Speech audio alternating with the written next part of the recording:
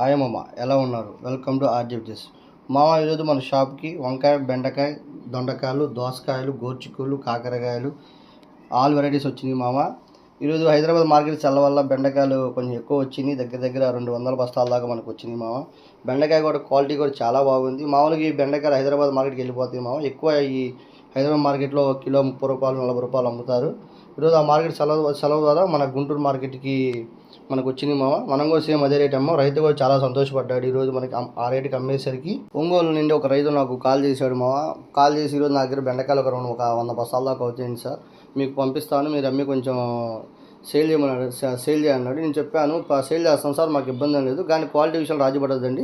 ఎక్కడైనా వంకర్లు కానీ ముదుర్లు కానీ తీసేసేయండి, ఇబ్బంది లేదు, దాని ప్రకారం మేము రేటు కూడా రాస్తామని చెప్పాను. సామాన్యంగా రైతులు మామూలుగా బెండకాయ బస్తాలు 2-3 కిలోలు ముదుర్లు కానీ లేకపోతే వంకర్లు కానీ కలుపుతారు మామ.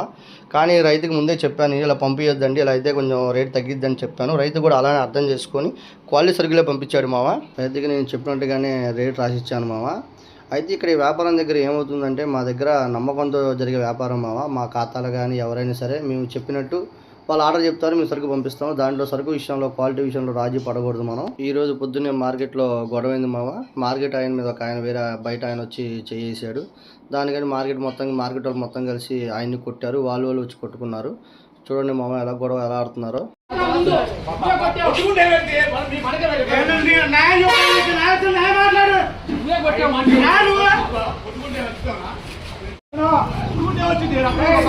ఇక్కడ వేసాడు ఇక్కడ కాదు, అక్కడే